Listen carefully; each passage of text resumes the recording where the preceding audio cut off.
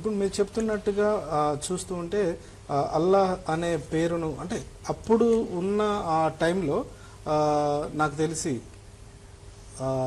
దానికి ముందు వేరే భాషలు ఉన్నాయి అని చెప్తున్నారు. కానీ తర్జుమా విషయంలోకి వచ్చేసరికి వాళ్ళు తప్పనిసరిగా ఏ దేశంలో ఉన్నా ఎక్కడున్నా కూడా అరబీలోనే దీన్ని చదవాలి, అరబీలోనే దీన్ని పాటించాలి అనే ఒక ఇది ఉంది. తర్జుమా చేసిన దాన్ని చదవద్దు, అపవిత్రం అన్నట్టుగా కొంతమంది బోధిస్తున్నట్టుగా నేను విన్నాను. ఇదెంతవరకు కరెక్ట్ ఖురాన్ విషయంలో? తర్జుమా చేసింది అపవిత్రం అని వాళ్ళు చెప్పి మరి వారు చెప్తారేమో, కానీ వాళ్ళు జనరల్ గా వాళ్ళు ఏమంటారు అని అంటే, స్వచ్ఛమైన అరబీ భాషలో ఏ ఖురాన్ అయితే వచ్చిందో అదే భాషలోనే మీరు దాన్ని అర్థం చేసుకోవాలి. వేరే భాషల్లో తర్జుమా ఏదైతే చేశారో అది వెలువడినటువంటి వాక్యానికి భావం మాత్రమే అని చెప్తారు. అయితే మీరు అన్నట్లుగా ఏ దేశానికి వెళ్ళినా గానీ అల్లాహ్ అన్న పదమే వాడతారు, దేవుడు అన్న పదం వాడరు. ఎందుకు అనంటే మనకు ఒక సామెత ఉంది, ఒక అబద్ధాన్ని ఎక్కువ కాలం గట్టిగా చెబితే అది నిజమైపోతుంది అని. అలాగే అల్లాహ్ అన్న పదము ఎక్కువ కాలం ఇది దేవుని పేరు అని గనక గట్టిగా చెబితే అది నిజంగానే పేరు అయిపోయే అవకాశం ఉంది. కానీ చరిత్ర తెలిసిన వాళ్ళు ఇలాంటి మభ్యపెట్టే పోకడలకు చాలా సులువుగా పడిపోరు. కాబట్టి అల్లాహ్ అన్న పేరు బైబిల్లో ఉన్న దేవునికి వాడకూడదు అని మలేషియాలో సుప్రీంకోర్టుకు వెళ్లి మరీ తీర్పు తెచ్చుకున్నారు ఈ ముస్లింలే. ఏమని? బైబిల్లో ఉన్నటువంటి దేవుడు అల్లాహ్ కాదు అని. ఇక్కడ ఏమో ఏం చెప్తున్నారు, బైబిల్లో ఉన్న దేవుడే అల్లాహ్ అని చెప్తున్నారు. అంటే ప్రాంతానికి అల్లాహ్ మారిపోతాడా? మారకూడదు. ప్రాంతానికి మారిపోయేవాడు దేవుడు ఎలా అవుతాడు?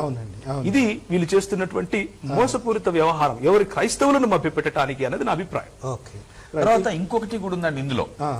ఈ క్రిస్టియన్స్ తో వాళ్ళు వాదనలు చేసేటప్పుడు, దావా వేలో మాట్లాడేటప్పుడు, మీరు తెలుగులో చదివారు కాబట్టి మీరు బైబిల్ చదవలేదు, మీరు హీబ్రూలో చదివితేనే చదివినట్లు అన్నట్లు మాట్లాడతారు. కానీ అలా మనకు బైబిల్లో కానీ, యూదా చరిత్రలో కానీ, క్రైస్తవ చరిత్రలో కానీ ఎక్కడా లేదు. ఎందుకంటే ఈ బైబిల్ దేవుడు అందరి దేవుడు కాబట్టి తన వాక్యాన్ని వారి వారి భాషల్లో అందరికీ అందించే ఏర్పాటు చేశాడు. ఒకవేళ నిజంగానే మన ముస్లిం మిత్రులు కొంతమంది వాదించినట్లు చెబుతున్నట్లుగా అల్లాహ్ అందరికీ దేవుడైతే ఖురాన్ని అల్లాహ్ ఇచ్చినటువంటి అరబిక్ లోనే చదవాలి, వేరే వాటిల్లోకి తర్జుమా చేయకూడదు. ఒకవేళ చేసినా అది మీరు చదివితే నా వాక్యం అల్లాహ్ ఖురాన్ చదివినట్టు కాదు అని అంటే ఆయన అందరి దేవుడు ఎట్లా అవుతాడు? అందరి దేవుడు అయితే అన్ని భాషలు మాట్లాడే వారికి తన వాక్యాన్ని వారి భాషలో అందించాలి. లేకపోతే చాలా ఫాస్ట్ గా అందరూ ఈ అరబిక్ భాష అన్న నేర్చుకునేటట్లు చేయాలి. కానీ ఈ రోజున అరబిక్ భాష తెలిసిన వాళ్ళ శాతం ప్రపంచంలో ఎంత ఉంది? చాలా తక్కువ ఉంటుంది. చాలా తక్కువ ఉంది. సో ఆ విధంగా ఆలోచించిన వారి వాదన నిలబడదు. చాలా మంది చాలా ప్రశ్నలు ఫేస్బుక్ లో పంపిస్తా ఉన్నారు. ఫైనల్ గా అంటే ఫేస్బుక్ లో కూడా ఇంకా కొంచెం కుదించి మనం అనుకున్న ప్రశ్నలోకి వెళ్దాం. అయితే ఖురాన్ మీరు చెప్తున్న ఈ విషయాలన్నిటిని బట్టి చూస్తే రాంపోగు ప్రవీణ్ కుమార్ అడుగుతుంది ఏంటంటే, ఖురాన్ దేవుడు కాదా అని ఫైనల్ అడుగుతా ఉన్నాడు. Yes are no? ఖురాన్ దేవుడు అని చెప్పటానికి మనం ఇంతకుముందు చూసుకున్నట్లుగా దేవునికి కొన్ని లక్షణాలు ఉండాలి. ఆయన ఆమ్ని బినవలెన్స్ అంటే మంచివాడు అయి ఉండాలి. మనం ఇంతవరకు చూసుకున్నట్లుగా ఖురాన్ లో ఉన్నటువంటి దేవుడు ఈ దావా ప్రచారకులు యేసుక్రీస్తు సిలువ వేయబడలేదు అని చెప్పటానికి ఒక ఆయత చెప్తూ ఉంటారు, ఓ మకరు అల్లాహు ఖైరుల్ మకరీన్ అంటారు. దీనికి అర్థం ఏమిటి అని అంటే, వారు మోసపుట్టెత్తులు వేశారు, అల్లాహ్ కూడా మోసపుట్టెత్తులు వేశాడు. మోసపుట్టెత్తులు వేయటంలో లేకపోతే పన్నాగములు పన్నటంలో అల్లాహ్ అందరికంటే మేటి అని చెప్తున్నారు. సో పన్నాగములు పన్నేవాడిని దేవునిగా అంగీకరించాలి అని అనుకుంటే వారికి దేవుడే. పన్నాగములు పన్నేవారిని దేవునిగా అంగీకరించకూడదు అని బైబిల్ చెప్తా ఉంది. కాబట్టి బైబిల్ ప్రామాణికంగా తీసుకునేవారు మోసగించే దేవుణ్ణి దేవుడిగా అంగీకరించలేరు. మోసగించే దేవుణ్ణి అంగీకరించే సమాజాలు చాలా ఉన్నాయి. చాలా మంది పూజించే దేవుళ్ళు మోసగిస్తారు, రాసలీలలు చేస్తారు, ఏమేమో చేస్తారు. అది వారిని వాళ్ళ దృక్పథంలో దేవుడు అని చెప్పుకుంటే ఏ ఇబ్బంది లేదు. కానీ బైబిల్లో ఉన్న దేవుడే ఈ దేవుడు అంటేనే ఇబ్బంది. అంతేగాని వారి దేవుడిగా చెప్పుకుంటే ఏ ఇబ్బంది లేదు. సో ఖురాన్ లో ఉన్న దేవుడిని దేవుడిగా అంగీకరించకపోవటానికి ఆయనకున్నటువంటి నైతిక విలువలు, ఆయన పాటించినటువంటి నైతిక విలువలు ఏవైతే ఉన్నాయో అవి అడ్డగిస్తున్నాయి. ఇంకొక మాట అల్ ముతకబీర్ అన్న పదం వాడతారు అల్లాహ్ గురించి. అంటే ఆయన గర్విష్టి అని చెప్తారు. ఓకే, గర్విష్టి అయిన వాడు దేవుడు ఎలా అవుతాడు అన్న ప్రశ్న మనం వేయాల్సి ఉంటుంది. ఏ ఖురాన్ అయితే అల్లాహ్ను సృష్టింపబడని ఎవరూ చూడలేనటువంటి దేవుడు అని చెప్తుందో, అదే ఖురాన్ను మరి వివరించే హదీసులు ఆయనకు చేతులు ఉన్నట్లుగా, ఆయనకు కళ్ళు ఉన్నట్లుగా, ఆయన పాదములు ఉన్నట్లుగా చెప్తుంది. అల్లాహ్కు యాక్చువల్ గా డైమెన్షన్స్ కూడా ఇస్తుంది. అంటే ఇన్ని ఫీట్లు ఎత్తుంటాడు, ఇన్ని ఫీట్లతో ఆయన చేతులు ఇన్ని ఫీట్లు ఉంటాయి అని. ఆఖరికి ఆయన నరకాన్ని ఎలా నింపుతాడు అని అంటే తన పాదాన్ని పెట్టి నింపుతాడు అని కూడా వాళ్ళు చెప్తారు. అంటే ఆయనకు పాదాలు ఉన్నాయని. మనకు బైబిల్లో ఉన్న దేవుడు ఆంథ్రపోమార్ఫిక్ లాంగ్వేజ్ లో ఆయన ఆత్మయ్య ఉన్నాడు అని చెప్పుకున్నప్పటికీ, ఆయన సృష్టిలో ప్రమేయం చూపించగలిగినప్పుడు ఆయన పగటిలో మేఘస్తంభముగా వచ్చాడు, రాత్రిలో అగ్నిస్తంభముగా వచ్చాడు, ఆయన యెహోవా దూతగా బయలుపరుచుకున్నాడు, ఆయన మనుష్య కుమారుడిగా వచ్చాడు, సశరీరధారుడై మన మధ్య నివసించాడు. ఆయన అవన్నీ చేయగలవాడు. కానీ ఖురాన్లో ఉన్న దేవుడు అవి చేయలేను అని చెబుతూనే చేతులున్నవాడుగా, కాళ్ళున్నవాడుగా, తల ఉన్నవాడుగా చెప్తూ ఉంటాడు. సో ఇలాంటి వైరుధ్యాలు చెప్పే దేవుడు దేవునిగా మనం అంగీకరించాలి అని అంటే కొంచెం ఆలోచించాలి అన్నది నా అభిప్రాయం. డెఫినెట్ గా ఇది మీరు చెప్తున్న ఈ విషయంతో నేను కూడా ఏకీభవిస్తాను. ఇన్ని రకాలుగా ఉంటే కష్టం. ఎందుకంటే ఏదన్నా బైబిల్ దేవుడు ఏ రకంగా అయితే వాస్తవాన్ని చూపించాడో ఆ రకంగానే ఉండాలి, మనుషులకు అర్థమయ్యేటట్టుగా ఉండాలి. అట్లా కాకుండా ఉండడం అంత కరెక్ట్ కాదు.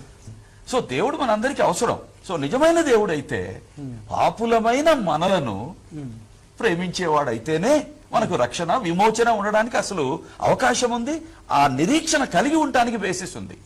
కానీ ఖురాన్ లో ఉన్న దేవుడు రెఫరెన్సెస్ నేను చెప్తున్నాను కదా, పాపులను ప్రేమించని దేవుడు.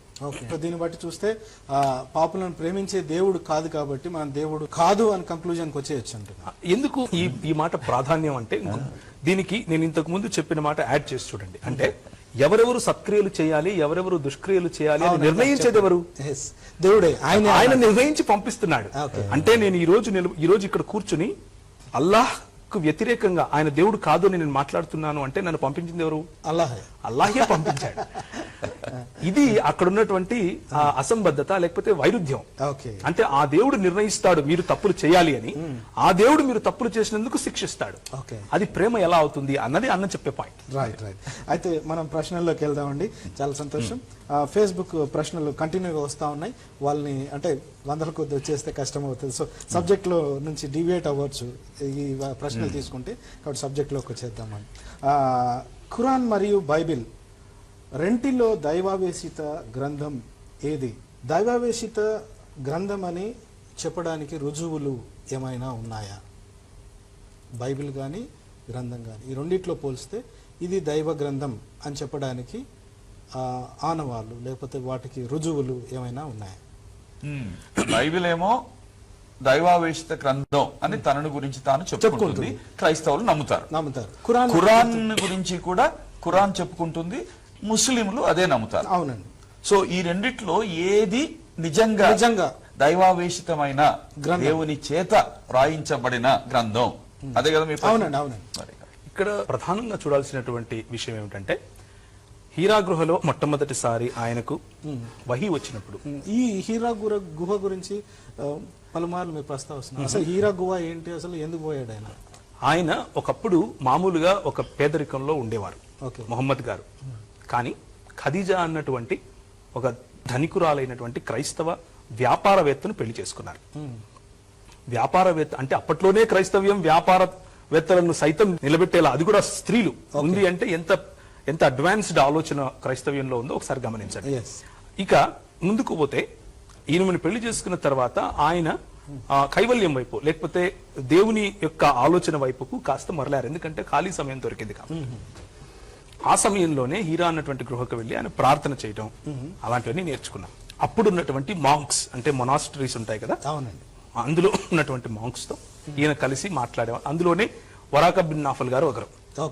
సో ఆయనకు వెలువడినటువంటి ఈ వహీని గనక ఒకసారి చూసుకుంటే అది ఎప్పుడెప్పుడు ఎక్కడెక్కడ ఎలా వచ్చింది అన్నదానికి, లేకపోతే జిబ్రాయిల్ వచ్చి మొహమ్మద్ గారికి ఇచ్చారు అన్నదానికి ఆధారం ఏమిటి? ఎవరు చూశారు? మొహమ్మద్ గారు తప్ప ఇంకా ఎవరు చూడలేదు. మొహమ్మద్ గారు చెబితేనే అది ఖురాన్, ఓకే చెప్పకపోతే దానికి ఆధారం ఏమీ లేదు. ఓకే అల్లాహ్ ఇచ్చారు అని మన ఇస్లామీ సహోదరులు అంటూ ఉంటారు. అల్లాహ్ ఇచ్చినట్లు ఆధారం ఏమిటి? అల్లాహ్ ఎప్పుడు ఇవ్వలేదు. ఎందుకంటే ఆయిషా గారు అంటే మొహమ్మద్ గారి యొక్క భార్య అయినటువంటి ఆయిషా గారు ఏమంటారంటే, ఎవరైనా సరే మొహమ్మద్ గారు అల్లాహ్ను చూశారు అని చెబితే వాడు అబద్ధికుడు అని చెప్తారు. ఓకే అంటే మొహమ్మద్ గారి భార్య అయినటువంటి ఆయిషా గారు ప్రమాణంగా మనం తీసుకుంటే, ఆమె స్టేట్మెంట్స్ ని ప్రమాణంగా తీసుకుంటే మొహమ్మద్ గారు ఎప్పుడు అల్లాహ్ను చూడలేదు, అల్లాహ్తో మాట్లాడలేదు. ఓకే మరి ఇచ్చినటువంటి ఖురాన్ ఎవరిచ్చారు అని అంటే అది జిబ్రాయిల్ ఇచ్చారు. కొన్ని జిబ్రాయిల్తో ఈయనకు పరిచయం ఉందా అని అంటే మొదటిసారి చూసిందే ఆయనకు ఖురాన్ ఇచ్చినప్పుడు. సో దైవావేశితము అని చెప్పటానికి ఇందులో దేవుడు లేనే లేడు. మొదటి విషయం తీసుకుని వచ్చింది దేవుని దూత మాత్రమే. పోనీ దైవావేశమా అని అంటే ఎప్పుడెప్పుడు సిచ్యువేషన్స్ లో ఎక్కడెక్కడ ఏమేం మాట్లాడాలి, ఆయా సిచ్యువేషన్స్ లో ఒక వహీ అంటే ఆయనకు రావాల్సినటువంటి ప్రత్యక్షత వచ్చేస్తుంది. ఉదాహరణకు ఆయన ఒక ఇంట్లో కూర్చుని ఉన్నారనుకోండి, ఇది జరిగిన సంఘటనే, వీటన్నిటికీ కూడా రెఫరెన్సెస్ హదీసులో ఉంటాయి. ఆయనతో పాటు కూర్చున్న వారు ఎంతసేపటికి వెళ్ళట్లేదు, భోజనం అయిపోయిన తర్వాత వెంటనే ఒక వహీ వస్తుంది అల్లా గారి దగ్గర నుంచి. ఏమనంటే ప్రవక్త ఇంట్లో ఎక్కువ కూర్చోకండి, మీ పని అయిపోయిన వెంటనే అక్కడి నుంచి వెళ్ళిపోండి అన్నటువంటి వహీ వస్తుంది. వహీ అంటే ఏమిటంటే ఆయనకు వచ్చినటువంటి ప్రత్యక్షత, లేకపోతే ఆయనకు వచ్చినటువంటి ప్రకటన, ఆయనకు దేవుని వాయిస్ గా వచ్చినటువంటి వార్త, దాన్ని వహీ అని అంటారు. సో అంటే ఈయన సిచ్యువేషన్ లో ఏదైతే చెప్పాలనుకుంటారో అది అల్లాహ్ పేరు పెట్టి చెప్పారు అన్నటువంటి అక్కడ ఆలోచన కూడా వస్తుంది. ఉదాహరణకు ఆయన దత్తత తీసుకున్నటువంటి కుమారుని భార్య ఒకరోజు స్నానం చేసి ఆమె వచ్చిన తర్వాత ఆమె పూర్తిగా అప్పటికి బట్టలు వేసుకునే సమయంలో ఈయన మొహమ్మద్ గారు వెళతారు. అక్కడికి వెళ్ళినప్పుడు ఆమెను చూడటం జరుగుతుంది. అప్పుడు మొహమ్మద్ గారు అక్కడి నుంచి వచ్చేస్తారు. ఆయన మనసులో మరి నేను పెళ్లి చేసుకోకూడదు ఈమెను అన్నట్లుగా ఉంటుంది అని ఖురాన్ చెప్తుంది. కానీ ఖురాన్ లో వెంటనే ఒక ఆయత వస్తుంది. ఏమనంటే అల్లాహ్ దేన్నైతే నీకు ఇచ్చాడో దాన్ని నువ్వు ఎందుకు అందరి ముందు చెప్పట్లేదు, చెప్పు, నేనే నీకు ఆమెను భార్యగా చేసుకోమని ఇచ్చాను కాబట్టి చేసుకోమని చెబుతాడు. అంటే దత్తత తీసుకున్నటువంటి కుమారుని భార్యను పెళ్లి చేసుకునే సిచ్యువేషన్ వచ్చినప్పుడు పైనుంచి ఒక వార్త వస్తుంది. అలా సిచ్యువేషన్ ను బట్టి వార్త వస్తుంది. ఇది దైవావేశితము అని నమ్మటానికి మరి సాధారణ ఆలోచన లేకపోతే కామన్ సెన్స్ అంటాం కదా, ఉన్నవాళ్ళు కొంచెం ప్రశ్నిస్తారు. బైబిల్ అలా కాదు. బైబిల్ ఒక చరిత్ర పుస్తకం లాగా అయినా సరే ఎప్పుడు ఎక్కడ ఏ రాజు సమయంలో ఏ రోజు ఏం జరిగింది అన్నటువంటి పూర్తి వివరాలతో వ్రాయబడినటువంటి గ్రంథం. ఖురాన్ అలా కాదు. ఎప్పుడు ఈ ఆయత వచ్చింది అని అంటే ఖురాన్ కు వివరణ ఎక్కడుంటుంది? హదీసుల్లో ఉంటుంది. అయితే ఖురాన్ ఏం చెప్తుంది అంటే నేను అన్ని విషయాలను అంటే ప్రపంచంలో ఉన్న సత్యం మొత్తాన్ని వివరించటానికి వచ్చాను అని చెప్తుంది. కానీ ఎక్కడ వివరణ? దాన్ని వివరించడానికి హదీసులు కావాలి. ఉదాహరణకు మరి పిల్లలకు సున్నతి చేస్తారు. ఖురాన్లో ఎక్కడ ఉండదు. ఖురాన్లో సున్నతి చేసుకోమన్న ఆజ్ఞ ఉండదు, సున్నతిని గురించినటువంటి వివరణ ఉండదు. హజ్జుకు వెళతారు, ఖురాన్లో వెళ్ళమన్న ఆజ్ఞ ఉండదు, అలాంటి వివరణ ఉండదు. 5 సార్లు నమాజ్ చేస్తారు, ఖురాన్లో అలాంటి ఆజ్ఞ ఉండదు, అలాంటి వివరణ ఉండదు. వీటన్నిటికీ వివరణ ఎక్కడుంటుంది? హదీసుల్లో ఉంటుంది. అంటే దేవుని దైవావేశము కలిగినటువంటి పుస్తకము సెల్ఫ్ ఎక్స్ప్లెనేటరీ కాదు. అది దాన్ని ఎక్స్ప్లెయిన్ చేయటానికి మళ్ళీ ఇంకొక పుస్తకాలు రాసుకోవాలి. అది ఏ విధంగా దైవావేశితం అవుతుంది అన్నది ఒకసారి చూడాలి. దానికి ఇంటర్నల్ ఎవిడెన్స్ గా మనం అడిగేది ఏమిటి అని అంటే ఖురానే ఏం చెప్తుంది అంటే నేను దేవుని దగ్గర నుంచి వచ్చిన గ్రంథాన్ని, ఒకవేళ ఇది దేవుని దగ్గర నుంచి వచ్చినటువంటి గ్రంథం కాకపోతే ఇలాంటి ఒక్క ఆయతను ప్రొడ్యూస్ చేయండి, నేను తప్పు అని ఒప్పుకుంటాను అన్నట్లుగా ఖురాన్ ఒక ఛాలెంజ్ చేస్తుంది. సరే బాగానే ఉంది, నేను ఒకటి ప్రొడ్యూస్ చేశాను, దాన్ని జడ్జి ఎవరు చేస్తారు అని అంటే ఖురానే చేయాలి. మళ్ళీ నేను తప్పుని ఎందుకు చెప్పుకుంటుంది? అంటే అరబీ భాషలో నేను ఏదైనా ఒకటి చెప్పి ఇది ఖురాన్ కంటే మెరుగుగా ఉందండి అని చెప్పాను అనుకోండి, ఏమంటారంటే అరబీ భాషలో ఖురాన్ కంటే మెరుగైంది ఏదీ లేదంటారు. అలాంటప్పుడు ఛాలెంజ్ ఎందుకు అంటే దీనికి ఇలాంటిది తీసుకుని రండి అని చెప్పటమే వేస్ట్ కదా. ఇంకొక అంతర్వైరుధ్యం ఏమిటి అంటే ఖురాన్ గనక దైవావేశితం అయితే కనీసం చరిత్ర మన సండే స్కూల్ పిల్లలకు తెలిసిందన్నా తెలిసి ఉండాలి. ఉదాహరణకు అహరోను మరియా అంటే యేసుక్రీస్తు యొక్క తల్లి అయినటువంటి మరియకు అహరోను అన్న లేకపోతే బంధువు అని చెప్తుంది. ఏ మరియతో వాళ్ళు కంపేర్ చేస్తున్నారు? అహరోను చెల్లిన పాత నిబంధనలో ఉన్నటువంటి మరియను నూతన నిబంధనలో ఉన్నటువంటి మరియతో కన్ఫ్యూజ్ అవుతున్నారు. ఓకే. అంటే సామాన్య జ్ఞానం. ఇప్పుడు సమరయుడు ఉన్నాడు, అదే. సమరయుడు మోషే కాలంలో వచ్చి వాళ్లకు దూరం చేశాడు అని ఖురాన్ చెప్తుంది. సమరయులు ఎప్పుడు వచ్చారు? సాధారణ జ్ఞానం అంటే మన సండే స్కూల్ పిల్లలు చెప్తారు సమరయులు నూతన నిబంధన కాలానికి చెందిన వాళ్ళు అని. కాబట్టి చారిత్రకంగా వైరుధ్యాలు, శాస్త్రీయ వైరుధ్యాలు, అలాగే స్వయంగా అది ఇచ్చినటువంటి ఛాలెంజ్ ను సైతం నిలబెట్టుకోలేనటువంటి పరిస్థితి. స్వచ్ఛమైన అరబీ భాషలో నేను వచ్చాను అని చెప్పినప్పటికీ అందులో వేరే వేరే భాషలు ఉండటం, నేను అన్నిటినీ వివరించడానికి వచ్చాను అని చెప్పినప్పటికీ ఏ వివరణ లేకపోవటం, ఇలాంటివన్నీ చూస్తే దైవావేశితము కాదేమో అన్నటువంటి భావన ఎక్కువగా ఉంటుంది. కాదేమో అంటున్నారా? కాదు అనే కన్క్లూజన్. నేనేం నమ్ముతాను అని అంటే బైబిల్ తప్ప ఇంకేది దైవావేశితం కాదు అని నమ్ముతాను. ఓకే. అందులో ఖురాన్ కూడా ఉంది. Okay, right. అయితే ఇంకొక మాట, అంటే దైవావేశిత గ్రంథం కాదు అని చెప్పేసి చెప్పడానికి కొన్ని వివరాలు చెప్పారు. సైంటిఫిక్ గా ఒకవేళ ఏదన్నా తీసుకోవాల్సి వస్తే ఖురాన్ సైంటిఫిక్ గా నిలబడుతుందా? జుల్కర్నైన్ అన్నటువంటి ఒక వ్యక్తి ఉంటాడు ఖురాన్ లో. ఆయనను కొంతమంది అలెగ్జాండర్ అని కూడా చెప్తారు. అంటే అలెగ్జాండర్ ది గ్రేట్ అని అంటాం కదా. ఆయన భూమి మొత్తము చుట్టేసిన తర్వాత భూమి ఆఖరి అంచుకు వెళ్ళాడు. అక్కడ నల్లటి నీళ్లున్నాయి, అందులో సూర్యుడు మునుగుతూ ఉండగా ఆయన చూశాడు అని ఖురాన్ చెప్తుంది. భూమికి అంచు ఎలా ఉంటుంది? భూమి గుండ్రంగా ఉంటుంది కదా. గుండ్రం దానికి అంచులు ఎలా ఉంటాయి? మరి ఇది శాస్త్రీయ వైరుధ్యం కదా. ఇది శాస్త్రీయ వైరుధ్యానికి సంబంధించిన సైంటిఫిక్ గా కూడా అది ప్రూవ్ చేసుకోలేదు. అది ప్రూవ్ చేసుకోవడానికి వీల్లేదు. ఉదాహరణ ఇంకొక మాట చెప్తాను. ఉల్కలు పడుతూ ఉంటాయి. ఖురాన్ లో ఉన్నటువంటి దేవుడైన అల్లాహ్ ఏమంటారంటే, నక్షత్రాలు సాతానును కొట్టడం కోసం నేను విసిరేస్తాను అని చెప్తారు. అసలు నక్షత్రాలు విసిరేయటం జరుగుతుందా? నక్షత్రాలు, ఒక నక్షత్రం విసిరేయబడితే ఈ మొత్తం బ్రహ్మాండమే పేలిపోవాలి. ఎందుకంటే గురుత్వాకర్షణ శక్తిలో మార్పులు జరుగుతాయి. అది జరగని పని. అలాగే కొండలు ఈ భూమి కదలకుండా ఉండటానికి మేకులుగా కొట్టారు అని ఖురాన్ చెప్తుంది. కొండలు మేకులేంటి?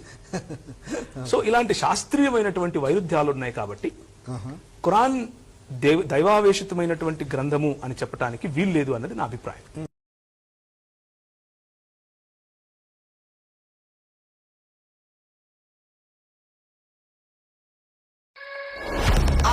Intelligence. Camera. Awesome. Intelligence. Awesome. Camera. Awesome. Intelligence is for everyone. ప్రతి అమ్మ యొక్క అసలు సిసలైన సాంబార్ రెసిపీకి MTR original, MTR spicy, MTR original sambar, MTR spicy sambar.